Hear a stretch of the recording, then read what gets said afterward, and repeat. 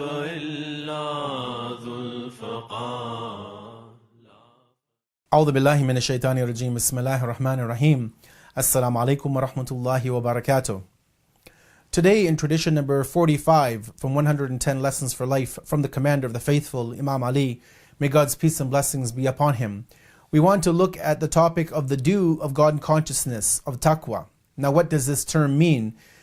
What does the Commander of the Faithful mean by this? And how do we understand it in our own lives to make a change for the better in our personal day-to-day life and our creation and our relationship with our Creator, Allah, God?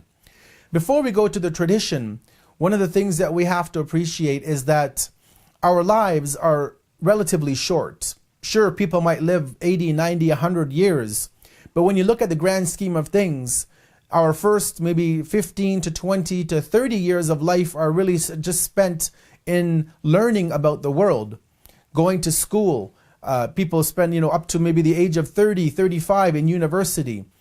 And then let's say you live to 100. By the time you're 70 to 100, the last 30 years of your life, or 65 to 100 when you're retired, you're just relaxing, you're taking it easy.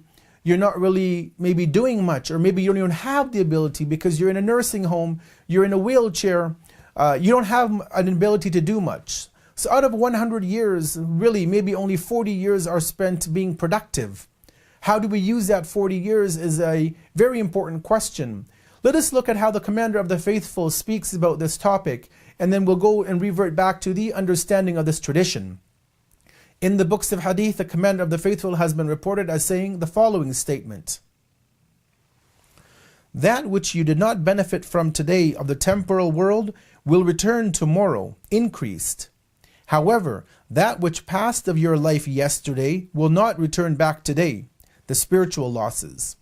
Hope is for that which comes in the future, while regret is for that which has already passed. So therefore, have the consciousness of Allah as He deserves to be in a state of awe, and do not die except in a state of submission as Muslims."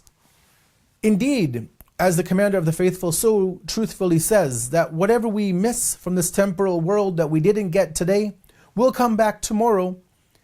Today, if a person lost a big business deal, a contract, a client, you know what, they might have lost that deal today, but tomorrow somebody else will come, another contract will be there, another client will walk through the door. But on a spiritual level, that which you did not perform today, that which you missed, those obligations to God which you neglected, which you shirked in your responsibility, you won't have an opportunity to do those again.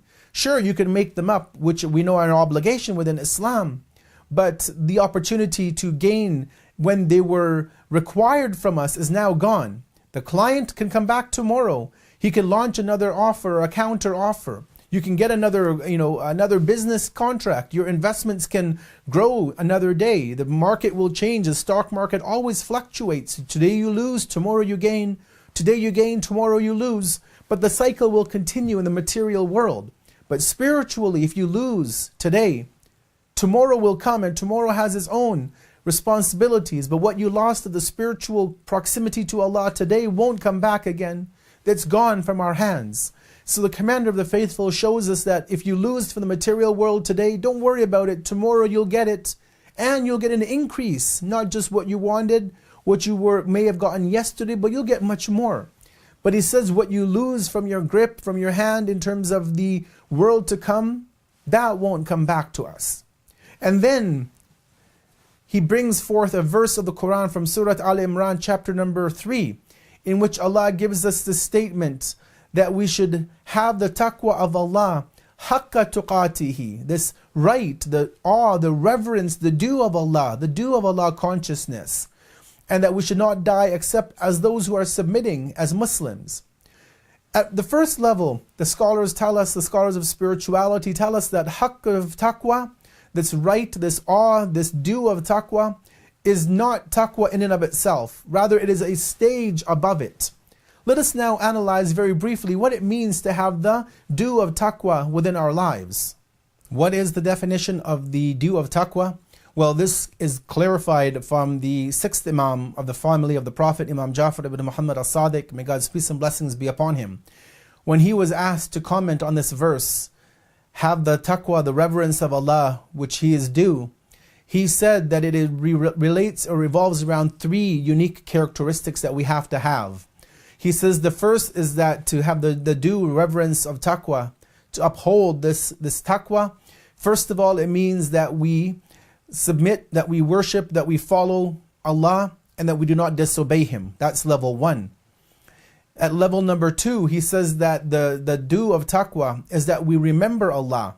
We engage in His dhikr, in His remembrance, and that we do not forget Him. So that's number 2, is to do the remembrance. Not do it, but rather always be actively engaged in the remembrance of Allah. And number 3, he says, to give the reverence and the due of taqwa, he tells us it is to be thankful for what Allah has given, for what God has given, and to not be ungrateful. So we see that this reverence, giving the due of taqwa, is not just to say that I'm a muttaqi, that I'm a pious person. It's not just to do certain actions, but the 6th Imam takes it a step further. Obedience obviously is only to Allah, and not to any other human being, not even the Prophet or the Imams, no matter how, what stage they are at. We obey the Prophet and the Imams, but we do so on the condition or on the understanding that Allah has told us to obey them unconditionally. And so when we obey the Messenger of Allah, when we obey his 12 successors without question, we do so because we are told by Allah. But ultimately Allah, God, our Creator, is the one whom all obedience is due to. And so at the first level of maintaining this level of the right of taqwa, the due of taqwa, is to ensure that we only obey Him and that we do not obey anybody else and that we do not disobey our Creator. Number 2 is to engage in the dhikr, the remembrance of God, and not to forget Him. But we should also keep in mind that the meaning of dhikr, of remembering God, does not just mean that we take out some prayer beads and we make the dhikr of God and we count and we enumerate it. That is one example of it.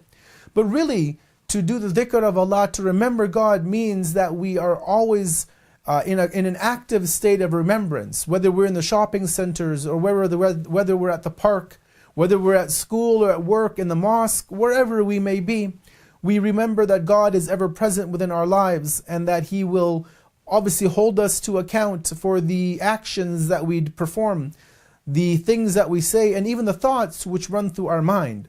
So to be always in an active state of remembering God is one of the greatest forms of remembrance of God. And last but not least, and we'll conclude, is to be thankful for the blessings and bounties and benefactions of our Creator, and not to be ungrateful or disrespectful.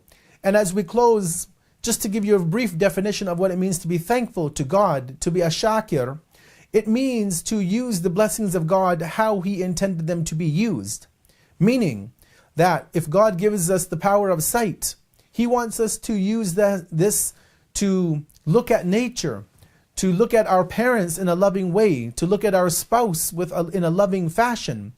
He doesn't want us to use it to look at the impermissible on the internet or on television or satellite.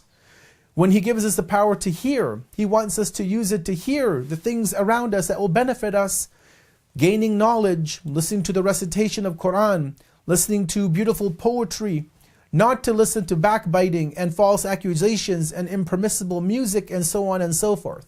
So the meaning of gratitude to God means to use what He has given us for the purpose for which it was intended. And when we do so, then we are worthy of being called those who are thankful for God's bounties and blessings. We ask our Almighty Creator to be able to be of those to be thankful, to remember Him, and also to be in complete obedience and servitude to Him every day of our lives. Wassalamu alaikum wa rahmatullahi wa barakatuh.